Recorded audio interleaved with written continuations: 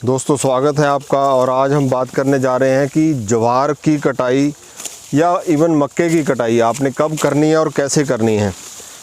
ये जो आप देख रहे हो, जब इतना फूल इसके आ जाए ज्वार के, तभी आप इसको काटो, नहीं तो आप इसको बिल्कुल भी अपनी गायों को नहीं डालना। जैसे कि हर वीडियो में मैं आपसे अपना एक्सपीरियंस शेयर करता रहता हूँ, तो उसी संदर्भ में मैं आपको ये भी जानकारी देने की कोशिश कर रहा हूँ कि ज्वार हमने छोटी क्यों नहीं काटनी।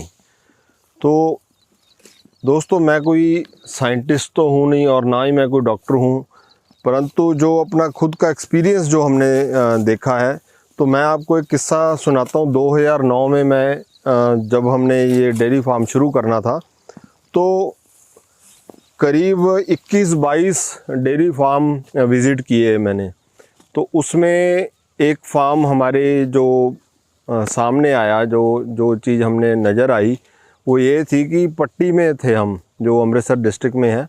तो वहाँ एक डेयरी फार्म पे जब हम पहुँचे, तो उनकी गाय काफ़ी नुकसान हो गया था। मतलब 5-7 गाय जो वो है मतलब डेड हो गई थी। तो तब हम उस किसान को तो ना ही वो समा था एक सही पूछने का। तो कम से कम 15-20 दिन जब हमने दोबारा उनसे संपर्क किया, उनको जान पहचान वालों को, तो ये बात हमारे सामने जो आई वो ये थी कि उन्होंने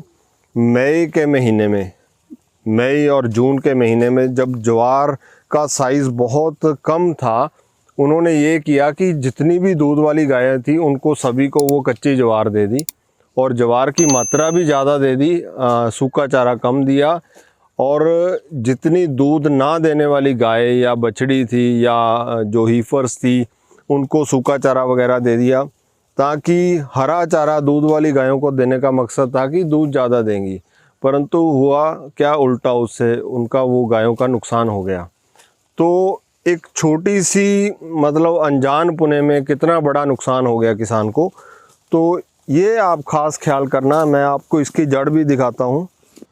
तो अब मैंने काफ़ी कम से कम एक दर्जन डॉक्टर से और जो एक्सपर्ट हैं उनसे बात की, तो उन्होंने बताया कि जब ये जड़ इसकी बाहर आ जाती है, ये वाली, तो जो स्प्रूसिक एसिड जो है वो इसमें नीचे ट्रांसफ़र हो जाता है जब ये जड़ें निकलती हैं। तो कम से कम 50 दिन मान लो आपकी, इसको बोने के बाद आपने पहली जो आपकी कटाई है वो होनी चाहिए। तो कम से कम 50 दिन आपको चाहिए।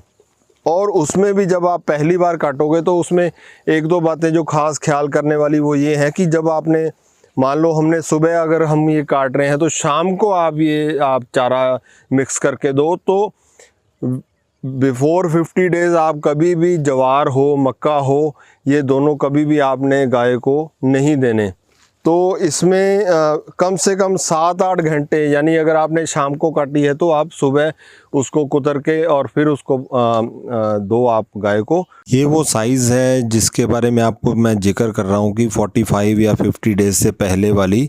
ये गलती आप कभी भूल कर भी ना करना। तो आज 50 दिन बाद जब हमने ज्वार को पहली ये कटाई है, और इस कटाई के बाद हमने इसको ओवरनाइट, यानी 7-8 घंटे बाद हमने इसकी जो कटिंग की है। ये तो कारण है ही, उसके साथ साथ इन दिनों में, जैसे मई जून के महीने में आपके पास ताज़ी तूड़ी होती है, जो भूसा होता है, सूखा भूसा, गेहूं का हो या इसका अपने जौ का हो, ये भी दिक्कत करता है गायों को, यानी ये भी पेट ख़राब करता है। तो 2 चीज़ें साथ में मिक्स हो जाती हैं। तो आपने क्या करना है, जितने भी किसान भाई सुन रहे हैं, कभी भी आप पुरानी तूड़ी अगर यूज़ करो तो उसमें आप फंगस का पूरा ख्याल रखा करो। अगर फंगस वाली तूड़ी हो तो उससे भी पेट खराब होगा। अगर ताज़ी तूड़ी है तो उसको आप जैसे रात के टाइम में, जैसे हमने इसको बिखेर के, और इसमें बंद मुट्ठी, ये सिर्फ एक गाय के लिए बता रहे हैं, नमक और बंद मुट्ठी, यानी 1 चम्मच मीठा सोडा, 1 चम्मच नमक, एक गाय के प्रति आप ले सकते हो। और उसमें आपने पानी मिक्स करना है। और पानी मिक्स करने के बाद ये जो तूड़ी की तासीर जो गर्म होती है, उसको ठंडा करने के लिए हमने रात में, जैसे आपने इस पे ये पानी जो है घोल है, उसका छिड़काव कर देना है और सुबह आपने फिर इसको तूड़ी को यूज़ करना है। और जब तक आपके पास नई तूड़ी हो, महीना, 1.5 महीना, 2 महीने तक आपने इसी तरह यूज़ करना है।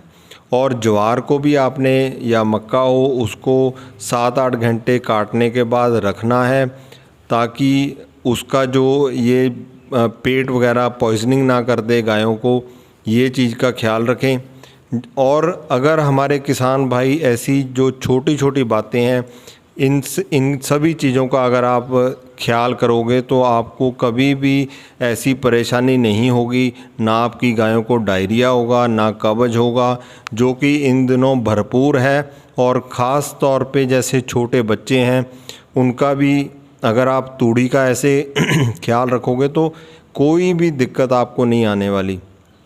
नहीं तो हमारे किसान भाई जो हैं वो बहुत बड़ा नुकसान झेलते हैं इन दिनों में।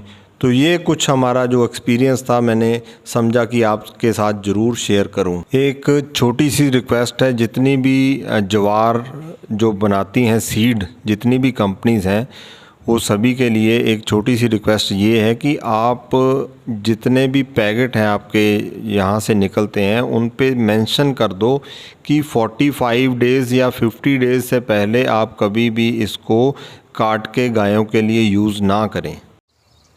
दोस्तों, मैं ठहरा सीधा जट बंदा और ना ही मेरे को कोई ज़्यादा एक्सपीरियंस है।